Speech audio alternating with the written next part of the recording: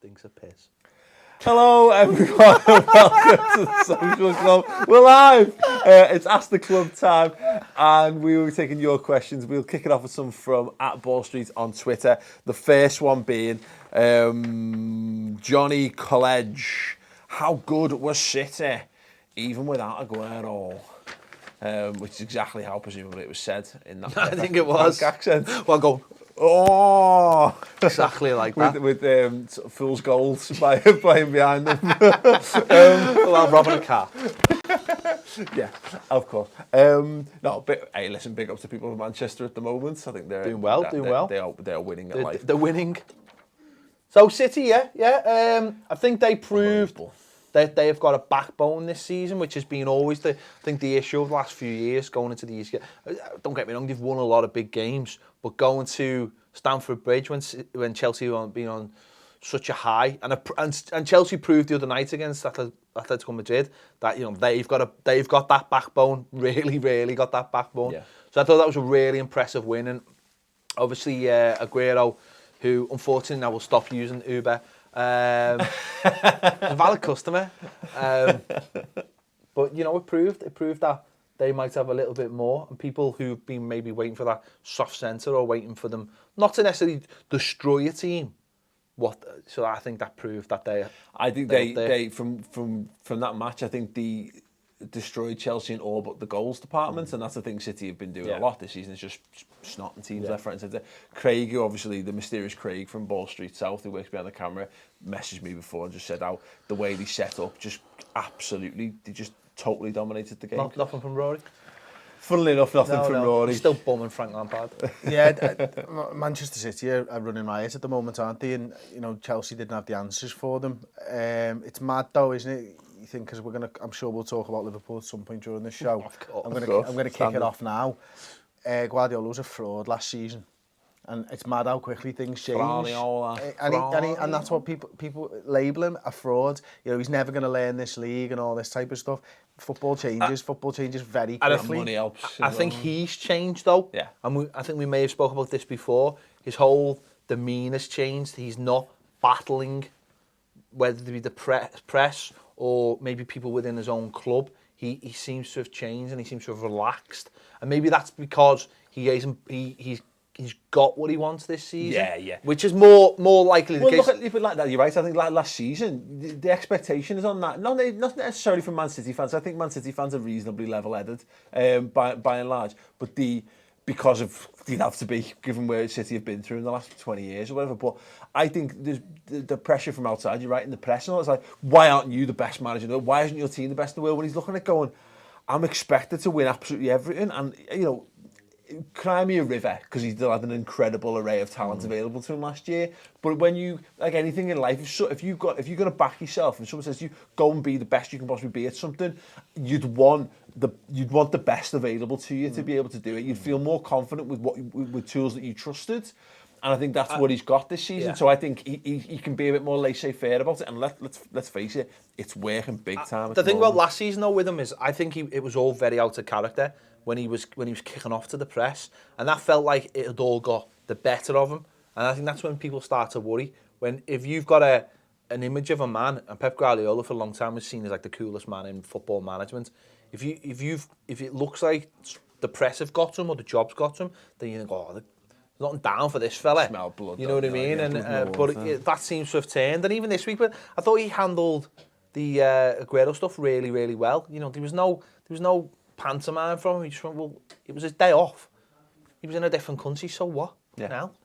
It's only Amsterdam, it's only an hour away or so. He was going to see someone, he was getting a taxi back. It's not his fault. He wasn't drunk. He wasn't wasn't doing anything stupid. He was just being in the hands of a dope driving, and I thought we all know that can happen. Well, obviously not me. I'm very professional and I'd never ever. What's the lowest star rating you've ever had on Uber? My star rating at the moment I think is 4.8. Nice. Yeah, voted best Scouse Uber driver by one person in the comments. It doesn't get any higher than that, Clapped does it? By one person. Was the vote in the open to everyone? No, it's just open to one person. Okay. So he but just I got said you're the best Scouse Uber driver. Not sure that's a vote. Well, he voted for me. We'll see anyway in the fullness of time with Man City, but I think, you know, again, it looks like they're getting it right, and you're right. The thing that Guardiola does need to sort out is when to tuck and when not to tuck things into his trousers. I think that's maybe the one thing to remain. Being fully, very, very laid back on the touchline.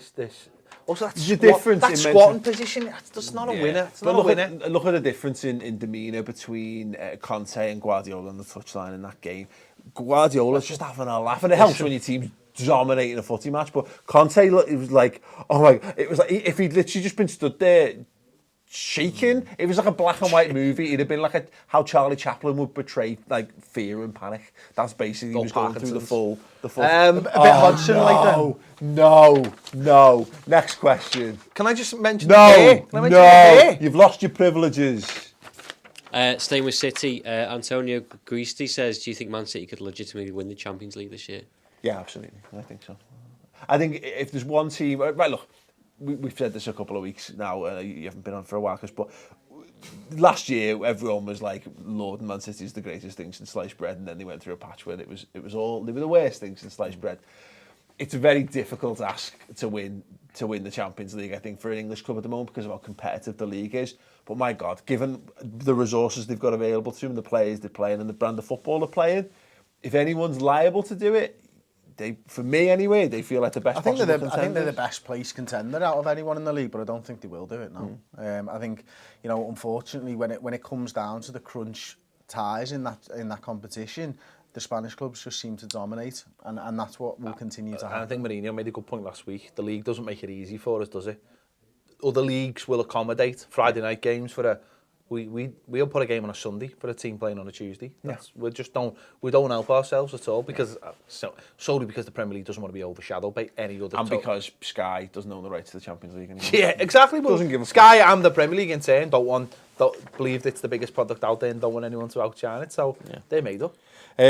Quick question before we go back to the comments. Chris Parker 95. Is Harry Kane world class? Of course he is. He's answered his own question. I can't argue. Carry on. Is Kevin De Bruyne the best player in the Premier League? Aaron Spies. He's the best ginger player. He's the best Prince Harry lookalike in the league. I think he's tremendous, by the way. I love brilliant. Kevin De Bruyne. I think he's absolutely great. And I keep coming back to this. What annoys me about Man City is how many of their players I fucking love. And I hate not liking them. And not being able to like them. If they played in a different country, I would thoroughly enjoy Man City. You play as them on pairs, don't you? I do, yeah. I have done in recent years. Liverpool are actually good this year, so it's fine. But but in years gone by, Man City were the team I went with because they were the lesser of all the evils in the league. But like, loved David Silva, love Aguero, loved Yaya Toure when he was in it, more in his prime, what have you. And how many of the players, and then they just added De Bruyne now. I just think is. I always thought he looked like was it Macaulay Culkin's older brother in Home Alone? Was it Buzz or something like that? Is it? What was his older brother? The one he could not look any less. I think like. he looked. I thought he looked like him. He's got pink cheek. He's ginger. He's got pink cheek. He's a thinner version. He's a thinner Buzz from Home Alone. Is that his name? It was Buzz. Yeah. Oh, go ahead, mate. Yeah, because he goes, oh, Buzz. Everybody, can I have your attention? Your girlfriend's a dog. That's what he says. Woof. And he's boss. He always hits the hat. Is he the best player in the Premier League? No, he's not. Who's the best player in the Premier League? That's Kevin De Bruyne then, isn't it, if you can't answer? No. Tom's nodding. Ross, who's the best player in the Premier League? See, no one has an answer other than Kevin De Bruyne, therefore by default it's Kevin De Bruyne. Between him and Harry Kane, isn't it? Harry Kane at the moment. De Gea? Zlatan. Shut up, Zlatan. Harry Kane at the moment. Always Zlatan. Niassi. What time is it? Duran's lie and transfer zone, that's the same sort of question. So, do Man City have good defensive backup, and does City's having short centre-backs and silverware depend on company being fit? You know what I was really impressed by Otamendi at the weekend? There's that one where he does a diving header and he directs it away, and I was like, that's an amazing piece of defending, and I would never thought I would say that's an amazing piece of defending. To be fair though, your standards of amazing. No, I know exactly. It's like magic I'm watching by comparison. It's like a caveman looking at an iPad. That's what it's like when I watch it. Like a caveman looking at a rock. Fire! Whoa! The red flame. The red flag. Yeah, honestly, yeah. I think that they look okay. They look okay at the moment. Someone will have to test them, you would imagine, at some point, and maybe they'll come undone. But until they're tested, we won't really know, will we? Any non-Man City related questions? Yeah, there's loads. What do Paul and Chris think of Arsenal v Liverpool potentially being played on Christmas Eve, and then played on Boxing Day as well? I think it's bollocks, if I'm honest. I saw a great message from John Dernan, who was a Liverpool player, sort of. He was more a Liverpool reserve than anything else. Is that the one who's dead good in the Masters? Yeah, he's made a living off the Masters League. Made a living off Liverpool Masters team. But he said, there's some days that are about family. Like for me, Boxing Day is about family. So weirdly, I would rather, in some respects, I'd rather play on Christmas Eve than play on Boxing Day, because Boxing Day is the day I spend with the matechins, as it were. But it is the thing. If there's talk of the travel, and it's basically going to be almost impossible to get home. Now imagine not being able to fucking get home from a football match. Imagine it started snowing halfway back, and you're like stuck somewhere. No, but it is the thing. Again, we all make the decision to go and watch football matches, and football matches are played where they are. And so the modern football thing is, it's on. If you want to watch, you don't have to watch it if you don't want to. But really, the FA and the Premier League could make life a little bit easier. I just don't see that. I just don't see why they need to do it. Yeah. That's what it comes down to for me. Listen, my family's from Polish heritage, and Christmas Eve's a big thing for us. So for me, we used to have this like fish course, Vigilia, I think it's called, or something like that. Do you know what I mean? It's like a 21-course fish meal on a Christmas Eve and stuff like that. Now imagine your arse on Christmas Day. It's mental. I remember the first one that I truly got involved with. I was like 18 years old at my cousin's house. You'd have a shot of vodka between every course. That's 21 shots of vodka. I remember when I was 6. It was tremendous fun. And if you'd ask me if I want to go and see Liverpool against Arsenal and potentially ruin me Christmas on Christmas Eve, or do that, I'm doing that. Hey, listen, speak to Teped about how Christmases can be ruined by games of football. We won it last year, didn't we? Exactly. But yeah, the thing of it is, look, if it's possible, if extra trains are being put on, and if the club are putting transport on and all that kind of stuff, but it never happens, does it? It's always like, I imagine the club will put transport on, but that's still shit, isn't it? Yeah. Like, when you got in New Year's Eve last year, didn't you? At Anfield. I finished. You beat Man City 1-0. Exactly. We finished. Memory. I walked out of Anfield and went and met up with my family at it was like 8 o'clock at night or whatever, and then it's 4 hours till New Year's at this point, and then we played 46 hours later for the next. But that's game fine. What about the Arsenal fans? I mean, they to get home, they're going to miss pretty much New Year's Eve. Now they have to decide, but that's still not on, is it? I mean, Christmas Eve. I mean, it's still Christmas Eve.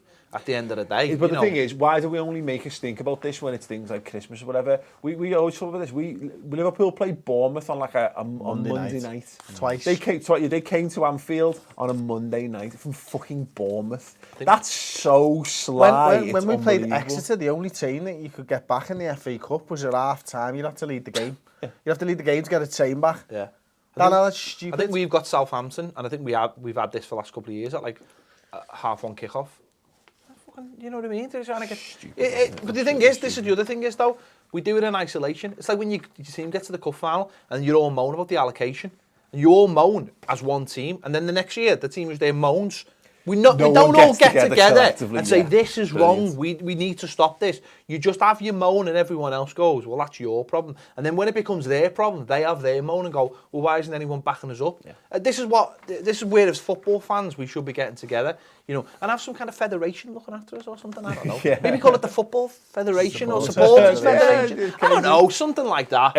Just one from Twitter before we go back to comments. Philip Dupree's and a whole bunch of numbers. Can MUFC please be judged after they play Liverpool, Chelsea, Spurs in a row next month? They've only played against bottom half teams so far. But now, he's not a United fan, clearly. Citizen 14. He's a City he may fan. be a Man City fan, to continue the theme. But aren't of the those day. teams the ones that they've been playing, the ones that Man United come a cropper against last season? Yeah, they do. Against the ones, didn't they, like? Mourinho doesn't win leagues by beating the top sides. Yeah. He wins leagues by destroying everybody else. Yeah. That's what you got to remember about it is a point worth bearing out that it would be interesting to see how they handle themselves, because I think one of the stickiest encounters United have had was against Southampton, who were a good organised team. I know exactly. Man United. But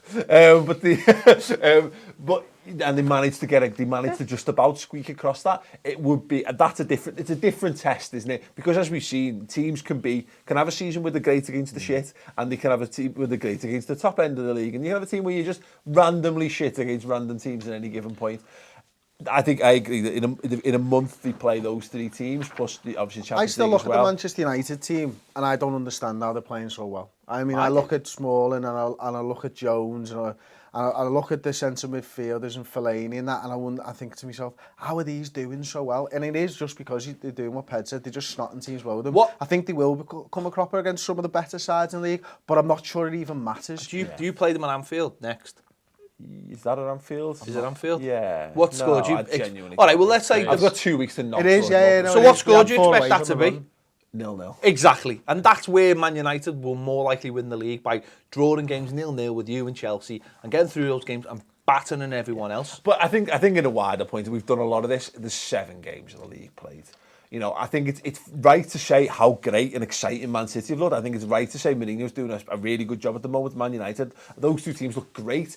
But again, there's fucking 7 games. What I would say, you can make no definitive decisions other than Palace are definitely relegated. I will make... I know, after 7 games, I know Everton won't win the league. Sorry, please do not bring this back up when Palace snatch promotion survival and Roy Hodgson's being paraded round. But yeah, you can't win the league in 7 games, but you can lose sight you can of lose it in 7 games. Yeah, true enough. Go on, Ross. Matt Wick says, what Premier League manager do you think would be best for the England job? Roy Hodgson.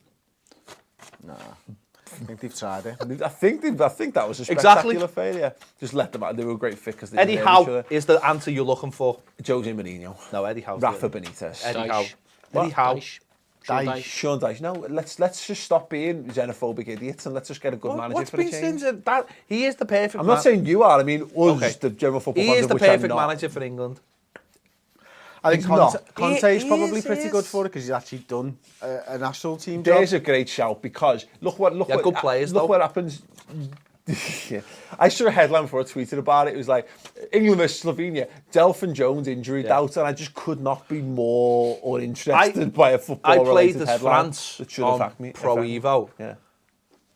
Oh my God. You've got 20 players to pick from there who are all amazing. You're like, what? And then you look at England's squad and you're like, there's players in there I don't even know they are. But the point is, getting back to it though, go and get a manager who can do a tactical, who's a tactical genius, who can devise a strategy to make England horrible to play against, and that's why Mourinho, Benitez, someone of that ilk, rather than Eddie Howe, who would be eaten alive within 12 months of being the England manager because he's got nothing behind him. All it takes is 2 bad results, and everyone goes, well, he's never won a trophy, has he? Antonio Conte is the perfect one for me. From the He'll be the next England manager. Let's have one more question, please, Ross. Tom Austin says, why does Koeman still have his job? Under contract, didn't he, Pet? No. Till 2019, I believe. Sorry, did you say Koeman? Yeah. Same thing. Because... it's very much not the same thing. It isn't the same thing. No one gives a because he's got the job, because it's 7 games in, and maybe, who knows, our owner might be on the phone to Sean Dyche. No one. Hang on, who beat us last? That guy. We'll take that guy. Sam Allardyce's not doing anything at the moment. Nah, it's all about Ancelotti, mate. Thomas Tuchel. Go for the big names. Both spectacular failures, mate. They're not spectacular failures. Thomas Tuchel left on his own terms.